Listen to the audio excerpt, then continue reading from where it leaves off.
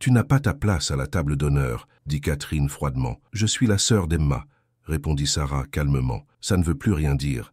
Tu as fait ton choix il y a 3 ans. Emma acquiesça. Les militaires ne comprennent rien aux événements familiaux de toute façon. Tu peux t'asseoir au fond avec les parents éloignés, ajouta Catherine. Après tout, tu es presque une étrangère maintenant. La wedding planner avait l'air mal à l'aise, mais ne dit rien. Ce qu'elles ignoraient, c'est que Sarah avait un grade supérieur à celui de la plupart des généraux présents. Le colonel Sarah Mitchell fixait l'invitation au mariage qu'elle tenait entre ses mains. Le papier crème élégant lui semblait étranger sous ses doigts calleux, durcis par des années de service militaire. Après 3 ans de silence total de la part de sa famille, cette enveloppe avait réussi à trouver son chemin jusqu'à Fort Carson, dans le Colorado. « Emma Mitchell vous prie de bien vouloir honorer sa présence », lut Sarah à voix haute dans sa chambre vide. Sa sœur Emma allait se marier. La même Emma qui était restée silencieuse lorsque leur mère Catherine avait déshérité Sarah dans le testament de leur père.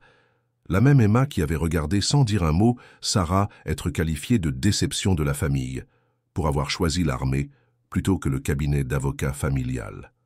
Un petit mot tomba de l'invitation écrit de la main précise de sa mère. « Ce serait bien que tu viennes. Emma mérite que toute sa famille soit là. » Toute la famille. Sarah faillit éclater de rire. Où était cette préoccupation pour toute la famille lorsqu'il l'avait systématiquement effacée de leur vie? Lorsqu'il lui avait clairement fait comprendre que son uniforme représentait tout ce qu'il trouvait embarrassant chez leur plus jeune fille? Le sergent Davis frappa à sa porte. « Colonel, vous vouliez me voir? Davis, libérez mon agenda pour le week-end prochain. Je dois me rendre à Nashville. »« Tout va bien, madame ?» Sarah regarda à nouveau l'invitation. Emma avait toujours été l'enfant chérie, celle qui disait ce qu'il fallait, portait les bons vêtements, sortait avec les bonnes personnes, celle qui hériterait de l'héritage des Mitchell, tandis que Sarah était considérée comme la rebelle de la famille. « Un mariage dans la famille », répondit simplement Sarah. « Félicitations, colonel, c'est une excellente nouvelle. » Sarah plia soigneusement l'invitation. « Excellente » n'était pas le mot qu'elle aurait utilisé. Après 3 ans de silence, il voulait qu'elle vienne. Mais pourquoi? Qu'est-ce qui avait changé? « Davis, annule ça. Réserve-moi un vol pour Nashville à la place. » Elle n'y allait pas pour se réconcilier. Elle y allait parce qu'après 3 ans de questions, elle voulait enfin des réponses. Et parce que quelque chose dans le ton de sa mère lui suggérait qu'il ne s'agissait pas vraiment d'Emma qui voulait réunir toute sa famille. Il s'agissait de toute autre chose. Pendant le vol vers Nashville, Sarah ferma les yeux et se remémora le jour où tout s'était effondré. 3 ans plus tôt, lors des funérailles de son père, elle avait découvert la vérité sur la loyauté de sa famille.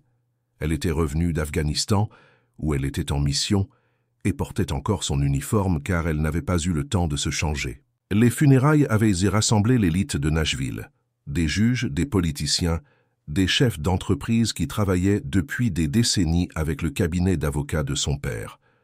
Après la cérémonie, Catherine l'avait prise à part. « Sarah, nous devons parler du testament de ton père. »« À propos de quoi ? Il a apporté quelques modifications avant de mourir. Compte tenu de ton choix de vie, il estimait que l'entreprise familiale devait rester à Emma. » Sarah avait fixé sa mère du regard. « Mon choix de vie ? Ta carrière militaire. Il pensait que tu n'avais pas besoin de l'argent d'un civil alors que tu es payé par l'État. » C'est ainsi que Sarah apprit qu'elle avait été complètement déshéritée par son père. Le cabinet d'avocat familial, le manoir de Nashville, les comptes d'investissement, tout revenait à Emma. Il disait que les soldats n'ont pas besoin d'héritage, avait poursuivi Catherine. Tu as désormais ta propre voix. Sarah avait senti quelque chose se briser dans sa poitrine. Pas son cœur, quelque chose de plus profond. Le lien qui l'unissait aux personnes qui étaient censées l'aimer inconditionnellement. Tu me dis ça à ses funérailles? J'ai pensé que tu devais le savoir avant la lecture demain. Sarah était partie ce jour-là. Elle avait rassemblé ses quelques affaires dans sa chambre d'enfant et était partie sans dire au revoir à personne. Elle avait changé ses coordonnées, demandé à être transférée dans différentes bases et érigé un mur entre elle et le nom de la famille Mitchell. Pendant 3 ans, elle avait été libre. Pas de drame familial, pas de déception, pas de comparaison avec Emma, la fille parfaite. À présent, elle retournait dans la maison où elle avait appris que le sang ne signifiait rien quand il s'agissait de loyauté. L'avion amorça sa descente vers Nashville. Sarah regarda sa montre. Dans 6 heures, elle les reverrait. Elle ne savait toujours pas pourquoi elle y allait vraiment. Sarah se tenait devant la porte d'entrée du manoir Mitchell, la maison où elle avait grandi. L'endroit était exactement le même. Des colonnes blanches, une pelouse parfaitement entretenue, des voitures de luxe dans l'allée. Rien n'avait changé, sauf sa place dans cette maison. Catherine ouvrit la porte avant que Sarah n'ait eu le temps de frapper. « Sarah, tu es arrivée. Emma va être tellement contente. » Le sourire de sa mère était poli mais froid. Le même sourire qu'elle réservait aux clients difficiles au cabinet d'avocats. « Bonjour, maman. Entre, entre. Nous avons tant à préparer pour demain. » Sarah entra et remarqua immédiatement quelque chose d'anormal. Le mur de la salle d'entrée, où étaient accrochées les photos de famille, ne comportait plus que des photos d'Emma. Photos de remise de diplôme, photos de vacances, photos de remise de prix. Les photos de Sarah avaient été complètement retirées. « Je vois que tu as redécoré, » dit Sarah. Catherine suivit son regard vers le mur. « Oh, ça ! Emma a pensé qu'il valait mieux se concentrer sur l'avenir. Un nouveau départ pour son mariage, tu comprends? Bien sûr. Ta chambre est prête à l'étage. Emma voulait s'assurer que tu serais à l'aise. » Sarah monta les escaliers jusqu'à son ancienne chambre. Elle avait été transformée en chambre d'amis. Couleur neutre, meubles génériques, rien de personnel. Même ici, elle avait été effacée. Emma apparut dans l'embrasure de la porte. « Sarah, je n'arrive pas à croire que tu sois venue. » Sa sœur était parfaite, comme toujours. Des vêtements de créateur, un maquillage professionnel, une bague de fiançailles qui coûtait probablement plus cher que la voiture de Sarah. « Félicitations pour tes fiançailles, » dit Sarah. « Merci. Je suis tellement impatiente que tu rencontres Marcus demain. Il est merveilleux, brillant, charmant, tout ce que j'ai toujours voulu. » « Je n'en doute pas. » Emma s'assit sur le lit. « Je sais que les choses ont été difficiles entre nous, mais je veux vraiment que tu sois là. C'est important pour moi. » Sarah scruta le visage de sa sœur. Emma avait toujours su trouver les mots justes, mais cette conversation semblait avoir été répétée. « Je suis contente que tu m'aies invitée, » dit Sarah avec prudence. « Tant mieux, le dîner de répétition est à 7 heures. Essaie de... Enfin, tu sais comment sont ces événements. » Sarah savait exactement ce qu'Emma voulait dire. Essaie de t'intégrer, essaie de ne pas embarrasser la famille, essaie d'être quelqu'un d'autre. Je ferai de mon mieux, répondit Sarah. Après le départ d'Emma, Sarah s'assit sur le lit et se demanda dans quoi elle s'était embarquée. Lors du dîner de répétition, Sarah rencontra enfin Marcus Thompson. Il était grand, bien habillé, et dégageait une assurance qui venait du succès. Quand Emma les présenta, il serra fermement la main de Sarah. « Alors, c'est vous la célèbre sœur, » dit Marcus. « Emma parle tout le temps de vous. »« Je n'en doute pas, » répondit Sarah, se demandant quelle version d'elle-même Emma avait donnée. Marcus était poli mais distant. Il répondait brièvement aux questions sur son travail. « Je suis avocat d'affaires. Je m'occupe principalement de contrats. »« Quel genre de contrats ?» demanda Sarah. « De différents types. Des contrats commerciaux, ce genre de choses. » Quelque chose dans son attitude attira l'attention de Sarah. Il se tenait droit, les épaules en arrière, les pieds légèrement écartés. Cela lui rappelait quelque chose, mais elle ne savait pas quoi. Pendant le dîner, Marcus mentionna à nouveau son travail. « Je m'occupe beaucoup de contrats gouvernementaux. C'est vraiment très ennuyeux. »« Le travail pour le gouvernement peut être intéressant, » dit Sarah. « Avec quelles agences travaillez-vous » Marcus jeta un rapide coup d'œil à Emma. « Oh, plusieurs. Rien de très passionnant. » Emma intervint. « Marcus est très modeste au sujet de sa réussite. Il va devenir associé dans l'entreprise familiale après notre mariage. »« C'est bien, » dit Sarah, mais elle remarqua que Marcus ne semblait pas très enthousiaste à cette perspective. Sarah était assise à une table avec des cousins éloignés qu'elle connaissait à peine. Alors que la famille proche était assise à la table d'honneur, elle observa Marcus tout au long de la soirée. Il était charmant avec les invités, mais quelque chose semblait clocher. Quand il riait aux blagues, le rire n'atteignait pas ses yeux. Quand il parlait aux membres plus âgés de la famille, il était respectueux, mais formel. Le plus révélateur était son attitude. Il y avait une discipline dans ses mouvements qui lui semblait familière. « Où avez-vous fait vos études ?» lui demanda Sarah pendant un moment de calme. « À plusieurs endroits, » répondit-il. « J'ai beaucoup déménagé. »« Vous venez d'une famille de militaires ?» Marcus marqua une pause un peu trop longue. « En quelque sorte. Emma apparut à ses côtés. Marcus n'aime pas parler de son passé. Il est très discret. Sarah acquiesça, mais sa curiosité grandissait. Il y avait quelque chose chez Marcus qu'il ne partageait pas. Quelque chose qui mettait son instinct en alerte. Le matin du mariage d'Emma, Sarah observa Marcus depuis l'autre bout du hall de l'hôtel. Il discutait avec les garçons d'honneur, mais son comportement était différent de celui des autres mariés qu'elle avait vus. Il se tenait droit, donnait des instructions claires et se déplaçait avec détermination. Lorsqu'il serra la main du pasteur, ce fut bref et ferme. Lorsqu'il s'adressa au coordinateur du mariage, il fut direct et efficace. Tout en lui trahissait son entraînement militaire. Sarah s'approcha de lui pendant un moment de calme. « Vous êtes nerveux pour aujourd'hui ?»« Pas vraiment, » répondit Marcus. « Je veux juste que tout se passe bien. » « Vous semblez très calme pour un marié. »« Je gère bien la pression. »« Où avez-vous appris cela ?» demanda Sarah sans détour. Marcus la regarda attentivement. « C'est la vie qui vous apprend. »« Quel genre de vie ?» Avant qu'il n'ait pu répondre, Emma apparut dans sa robe de mariée. « Marcus, tu ne peux pas me voir avant la cérémonie. Ça porte malheur. » Elle l'entraîna, mais Sarah eut le temps de percevoir quelque chose dans son expression. De la reconnaissance. Comme s'il savait exactement qui elle était et ce qu'elle faisait dans la vie. À l'église, Sarah observa Marcus pendant la cérémonie. Lorsqu'il prononça ses vœux, il parla clairement et avec assurance. Lorsqu'il embrassa Emma, il fut tendre mais maître de lui. Lorsqu'il salua les invités après la cérémonie, il se souvint du nom de chacun et accorda toute son attention à chaque personne. Ce n'était pas le comportement d'un avocat typique, c'était le comportement de quelqu'un qui avait été formé au leadership et à la discipline. Pendant la réception, Sarah lui serra à nouveau la main. Cette fois, elle prêta attention à sa poigne, à sa posture, à la façon dont il la regardait droit dans les yeux lorsqu'il lui parlait. « Merci d'être venue, Sarah. Je sais que cela compte beaucoup pour Emma. Je suis ravi d'être ici. J'espère que nous aurons l'occasion de mieux faire connaissance. » Il y avait quelque chose dans son ton qui suggérait qu'il en savait déjà plus sur elle qu'il ne le laissait paraître. Après la cérémonie, Sarah s'assit au fond de l'église et observa Marcus avec ses garçons d'honneur. La façon dont il lui obéissait, la façon dont il les organisait pour les photos, la façon dont il se comportait, tout cela menait à une seule conclusion. Marcus Thompson avait une expérience militaire importante, et il le cachait à tout le monde, y compris à sa nouvelle épouse. Lors de la réception de mariage, Sarah comprit rapidement qu'on lui avait tendu un piège. Sa table était la plus éloignée de la table d'honneur, coincée entre les toilettes et la porte de la cuisine. Les autres invités à sa table étaient des parents éloignés qui connaissaient à peine son nom. « Vous êtes une amie d'Emma de l'université ?» lui demanda une tante âgée. « Je suis sa sœur » répondit Sarah. « Oh !» La femme eut l'air confuse.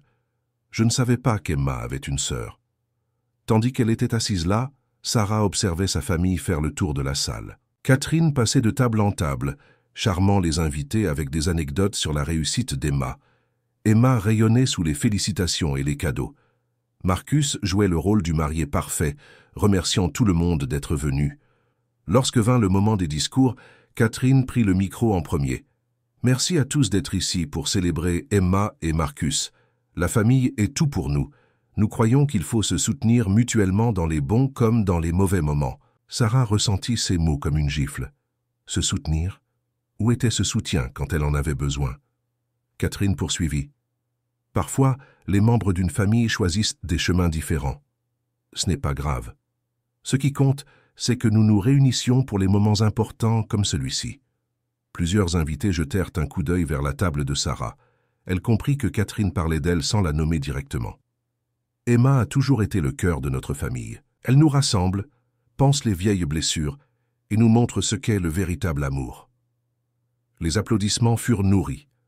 Sarah applaudit poliment, mais elle bouillait intérieurement. Puis, Emma prit le micro. « Je tiens à remercier tous ceux qui ont rendu cette journée si spéciale. Certains d'entre vous ont fait un long voyage pour être ici. » Le regard d'Emma se posa sur Sarah, à l'autre bout de la pièce. Ma sœur, par exemple, a obtenu une permission de l'armée pour être présente. Cela a dû être difficile à organiser. Quelques personnes rirent. Sarah sentit son visage s'empourprer. Maman nous a toujours appris que la famille passe avant tout, quel que soit notre travail ou le chemin que nous empruntons dans la vie. Je suis reconnaissante à ma sœur d'avoir appris cette leçon. » Les rires étaient maintenant plus forts. Sarah comprenait exactement ce qui se passait. Elle n'était pas une invitée à ce mariage. Elle était là pour divertir les invités. Emma n'avait pas fini. Elle garda le micro et sourit à la foule. « Je voudrais vous faire part d'une chose spéciale concernant ma famille ce soir. » Sarah sentit son estomac se nouer. Cela allait empirer. « Ma sœur Sarah est dans l'armée depuis des années maintenant. Elle a beaucoup appris sur le respect des ordres et la ponctualité. » Emma fit une pause pour créer un effet dramatique. Des choses qui lui ont toujours été difficiles quand elle était petite. La foule rit. Sarah serra plus fort son verre d'eau. Maman disait toujours que Sarah avait besoin de structure dans sa vie. Eh bien, l'armée lui a certainement apporté ça. Nouvelle rire. Au moins maintenant, elle sait faire son lit et se présenter quand elle est censée le faire.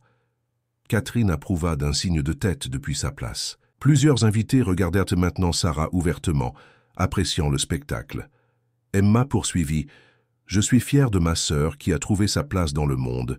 Il faut du courage pour admettre qu'on a besoin d'une telle guidance. » Les rires devenaient plus méchants. Sarah avait l'impression d'être mise à nu devant tout le monde. Sarah a toujours suivi son propre chemin. Maintenant, elle marche littéralement pour gagner sa vie. Emma rit de sa propre blague. J'espère que l'armée lui apprendra aussi d'autres choses importantes. Comme quand il est temps de se poser et de mener une vie normale, comme nous tous. Sarah voulait partir. Elle voulait se lever et quitter cette pièce remplie de gens qui se moquèrent de sa souffrance. Mais quelque chose la retenait à sa place. Peut-être était-ce de la fierté, peut-être était-ce de l'entêtement. « Quoi qu'il en soit, » dit Emma, « je suis juste contente qu'elle ait pu obtenir la permission d'être ici ce soir. Les militaires ont besoin de beaucoup de permissions pour tout, n'est-ce pas ?» La foule adorait ça. Sarah était devenue leur divertissement de la soirée, la blague familiale, la personne à qui ils pouvaient tous se sentir supérieurs. Emma leva son verre. « À la famille, même quand elle fait des détours pour trouver sa place. » Tout le monde but. Tout le monde, sauf Sarah. Elle resta assise là, humiliée et seule, tandis que 300 personnes célébraient son incapacité à être normale. Marcus était resté silencieux pendant le discours d'Emma, mais Sarah voyait son visage s'assombrir à chaque blague cruelle. Il serrait les mâchoires et les mains sur la table. Soudain, il se leva. La salle entière se tut. Marcus traversa la piste de danse d'un pas ferme et mesuré. Il s'arrêta juste devant la table de Sarah. Puis, à la stupéfaction générale, il lui fit un signe de tête respectueux, pas tout à fait un salut, mais presque. « Colonel Mitchell, dit-il clairement, sa voix portant dans la salle silencieuse. Je vous présente mes excuses pour le manque de respect dont vous avez fait l'objet ce soir. J'aurais dû m'exprimer plus tôt. » La salle était silencieuse. Sarah le fixait, comprenant enfin. « Je suis le capitaine Marcus Thompson, du JAG Corps. J'ai travaillé sur plusieurs affaires sous votre supervision. Vous êtes l'un des officiers les plus respectés avec lesquels j'ai jamais servi. » Emma pâlit. « Marcus, qu'est-ce que tu fais ? Je témoigne le respect qui est dû à un officier supérieur, » répondit Marcus sans quitter Sarah des yeux. « J'aurais dû le faire dès que je vous ai reconnu. » La foule se mit à murmurer. Sarah se leva lentement, l'esprit en ébullition. « Capitaine Thompson, dit-elle d'un ton formel, je ne vous ai pas reconnu sans votre uniforme. Madame, j'ai travaillé sur des contrats civils pendant 1 an, mais je reste en service actif au sein du JAG. Je m'excuse de ne pas m'être identifié plus tôt. » Emma se précipita vers lui. « Marcus, tu fais peur à tout le monde, c'est notre mariage. » « C'est un officier militaire qui est insulté par des gens qui ne savent pas de quoi il parle, » dit Marcus fermement. Catherine se leva de la table d'honneur. « Marcus, mon cher, je crois qu'il y a un malentendu. »« Il n'y a pas de malentendu, madame. Le colonel Mitchell inspire le respect de toutes les personnes présentes dans cette pièce. Elle a servi 3 fois en Afghanistan et sauvé plus de vies que la plupart des gens n'en auront jamais. » Sarah sentit le rapport de force changer dans la pièce. Soudain, elle n'était plus la risée de la famille. « Merci, capitaine, » dit Sarah doucement. Marcus hocha la tête. « Madame. » Pour la première fois en 3 ans, Sarah avait l'impression que quelqu'un dans sa famille la voyait vraiment. La réception de mariage avait tourné au chaos. Les invités chuchotaient entre eux, montraient Sarah du doigt et posèrent des questions. L'atmosphère chaleureuse d'une fête de famille avait complètement disparu. Emma essaya d'en rire. « Eh bien, c'est gênant. Marcus, tu ne m'avais pas dit que tu connaissais Sarah par ton travail. »« Je travaille sur des contrats militaires. Le colonel Mitchell supervise de nombreux dossiers importants, » répondit Marcus d'un ton sec. « Le monde est petit. » Emma s'efforça d'esquisser un sourire radieux. « N'est-ce pas drôle? Ma sœur et mon mari travaillent ensemble. » Mais sa voix tremblait, cela ne faisait pas partie de son plan. Catherine se précipita pour tenter de contrôler la situation. « Marcus, mon cher, nous devrions peut-être… »« Madame, avec tout le respect que je vous dois, votre fille insulte un vétéran décoré depuis 20 minutes, » dit Marcus. « Je ne peux pas fermer les yeux là-dessus. » Un homme âgé assis à une table voisine se leva. « Excusez-moi, vous avez dit colonel ? Madame, je m'appelle Bob Anderson, je suis un ancien marine. » Il s'approcha de Sarah et lui tendit la main. « Merci pour votre service, colonel. » D'autres clients commencèrent à prêter attention. Une femme s'approcha. « Mon fils est actuellement en mission.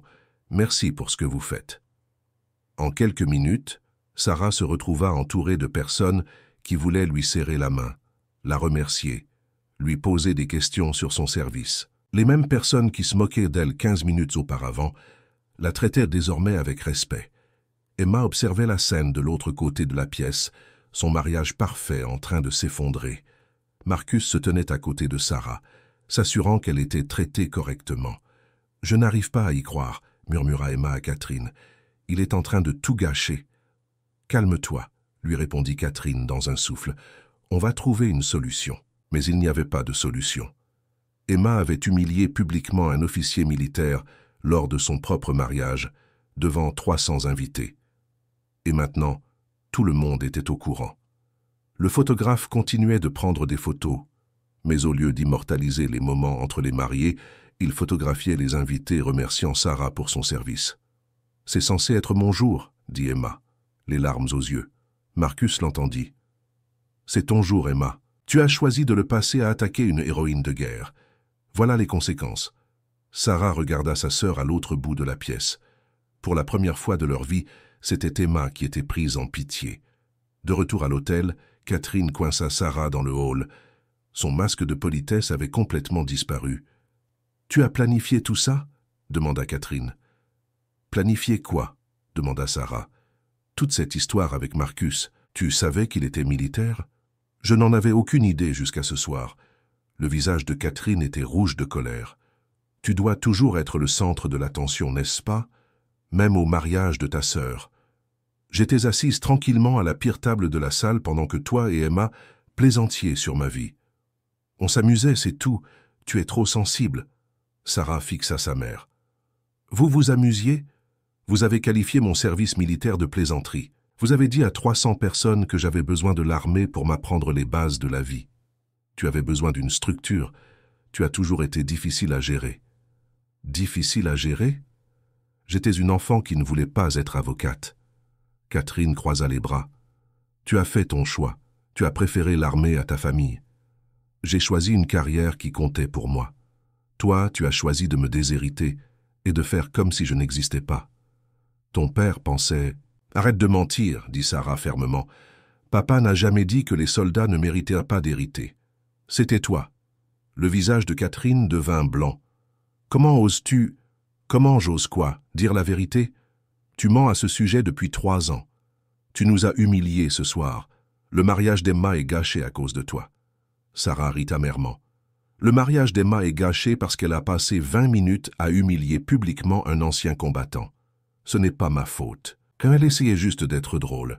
Elle essayait de me blesser, et tu l'as aidée. Catherine s'approcha. Tu as toujours été jalouse d'Emma. Elle a réussi.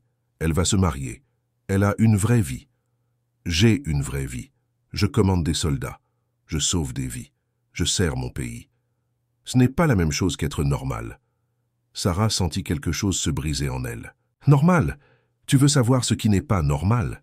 Exclure ta propre fille de ta famille parce qu'elle a choisi de servir les autres plutôt que de gagner de l'argent. Catherine n'avait pas de réponse à cela. « Je pars demain, » dit Sarah, « et je ne reviendrai pas. » De retour à Fort Carson, Sarah ne pouvait s'empêcher de penser à ses problèmes de carrière. Au cours des 3 dernières années, elle avait dû faire face à des obstacles inhabituels, des promotions retardées pour examen, des mutations remises en question, ses rapports d'aptitude physique contestés par des supérieurs qui la connaissaient à peine. Elle avait toujours blâmé la politique militaire. Maintenant, elle se demandait s'il y avait autre chose. Sarah appela son ami, le colonel Davis du service du personnel. « J'ai besoin d'une faveur. Pouvez-vous vérifier quelque chose pour moi ?»« De quoi s'agit-il ?»« Je veux savoir si quelqu'un s'est renseigné sur moi. Des civils. » « C'est inhabituel. Pourquoi des civils s'intéresseraient-ils à ton dossier ? Vérifie, s'il te plaît. » 2 jours plus tard, Davis rappela. « Sarah, c'est étrange. Plusieurs rapports anonymes ont été rédigés à ton sujet au cours des 3 dernières années. Quelqu'un remet en question ta stabilité émotionnelle. » Sarah sentit son sang se glacer. « Quel genre de rapport ? » Des allégations selon lesquelles des problèmes familiaux affecteraient votre jugement. Des insinuations selon lesquelles vous auriez des problèmes de colère. Des questions sur votre loyauté envers l'armée. Qui les a rédigés? C'est ce qui est étrange. Ils sont tous anonymes, mais ils ont été transmis par les voies officielles. Quelqu'un sait comment fonctionne le système. Sarah se sentit mal. Pouvez-vous remonter à la source? Je peux essayer. Mais Sarah, celui qui fait ça, connaît les procédures militaires. Ce n'est pas un civil lambda. Sarah raccrocha et fixa le mur de son bureau. Quelqu'un sabotait sa carrière depuis 3 ans. Quelqu'un qui savait comment remplir des rapports qui lui feraient du tort sans laisser de traces. Quelqu'un qui avait accès à ses informations personnelles. Elle pensa aux relations de sa famille. Catherine connaissait des juges, des politiciens, des fonctionnaires. Le cabinet d'avocats Mitchell avait des contrats avec des agences fédérales. Sarah prit son téléphone et appela un vieil ami qui travaillait dans les services de renseignement militaire. « J'ai besoin de retrouver des documents. Officieusement. » « Quel genre de documents ? » ?»« Des rapports anonymes sur mon aptitude à exercer mes fonctions. Je pense que quelqu'un dans ma famille sabote ma carrière. » Il y eut un silence à l'autre bout du fil. « Sarah, c'est une accusation grave. »« Je sais, mais je dois connaître la vérité. Donne-moi une semaine. » Sarah raccrocha et s'assit dans son bureau vide. Si sa famille avait détruit sa carrière tout en prétendant l'aimer, elle allait le découvrir, et elle allait leur faire payer. Le contact de Sarah dans les services secrets la rappela avec des nouvelles dévastatrices.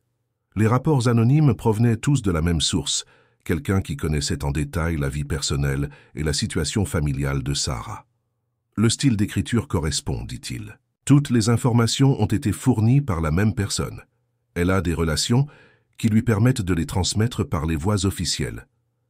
Sarah s'envola pour Nashville le jour même. Elle trouva Catherine au cabinet d'avocats, travaillant tard comme d'habitude. « Il faut qu'on parle, » dit Sarah en entrant dans le bureau de sa mère. Catherine leva les yeux, surprise. « Sarah, qu'est-ce que tu fais ici ? » « Je sais ce que tu as fait. »« Je ne sais pas de quoi tu parles. » Sarah posa un dossier sur le bureau. Des rapports anonymes adressés à mes supérieurs. Des rapports sur mes problèmes émotionnels, mes problèmes familiaux, mon aptitude à exercer mes fonctions. Catherine pâlit.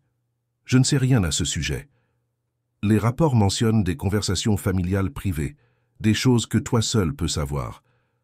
Sarah, tu es paranoïaque. Vraiment ? Comme quand tu as dit à mes supérieurs que j'avais des problèmes de colère à cause de la mort de notre père, ou quand tu as suggéré que j'étais émotionnellement instable à cause du stress familial ? Catherine se leva. Tu imagines des choses. J'ai des preuves. Les rapports remontent à des contacts que tu as établis par l'intermédiaire du cabinet d'avocats. Catherine se rassit lentement. Sarah, tu ne comprends pas. Je comprends parfaitement. Tu détruis ma carrière depuis 3 ans. Je ne voulais pas te faire de mal. Alors qu'est-ce que tu essayais de faire ? Catherine resta silencieuse pendant un long moment. Puis, elle s'effondra. Emma ne supportait pas ton succès, dit-elle doucement. Chaque fois que tu étais promue, elle s'effondrait. Elle disait que tu la faisais passer pour une ratée. Sarah fixa sa mère du regard. Alors tu as saboté ma carrière pour protéger les sentiments d'Emma ? Je voulais juste ralentir les choses, lui donner le temps de trouver sa propre voie.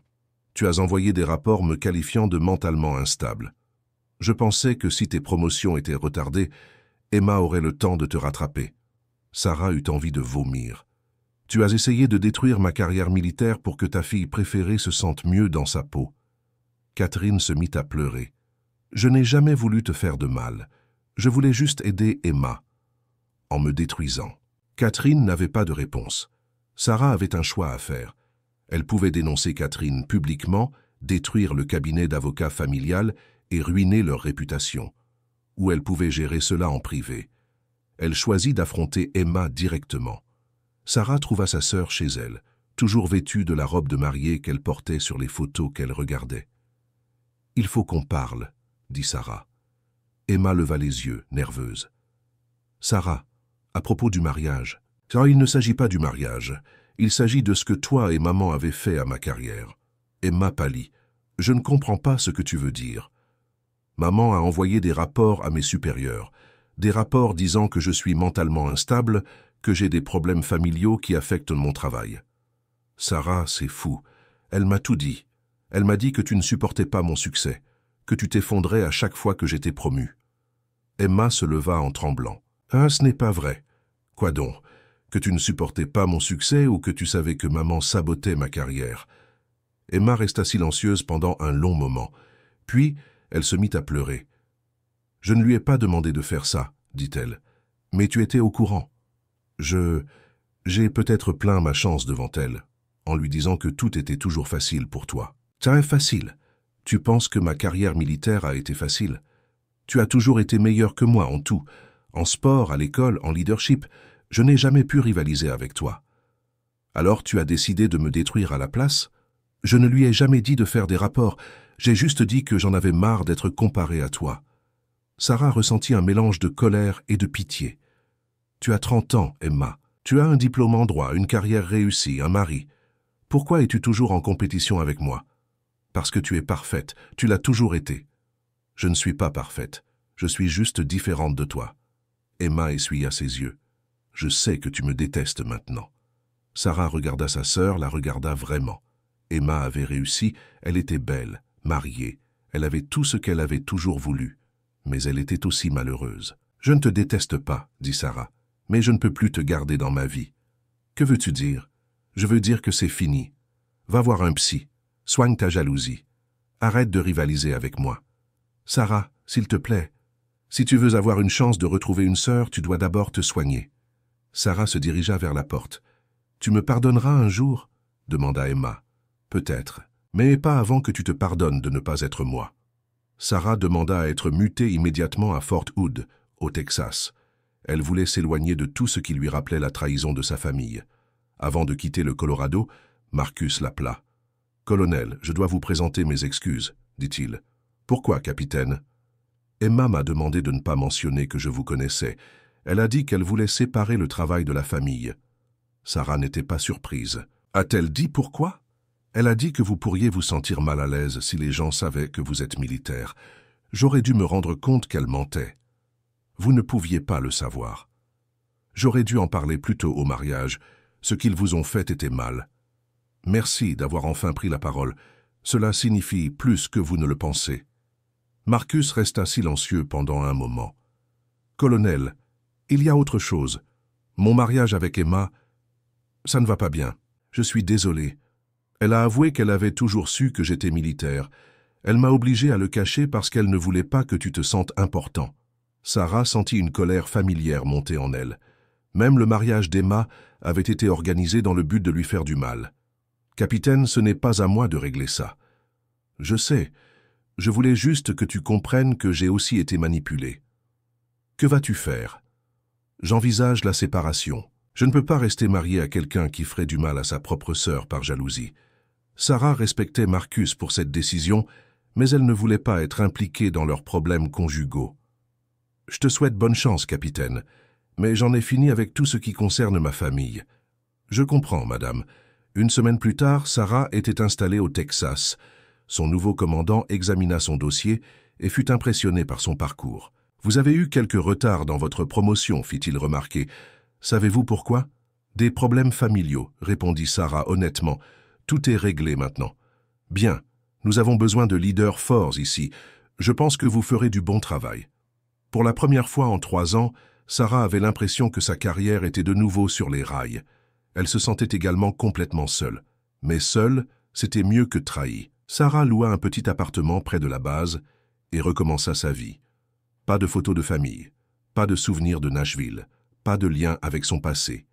Juste elle, son travail et les soldats qu'elle commandait.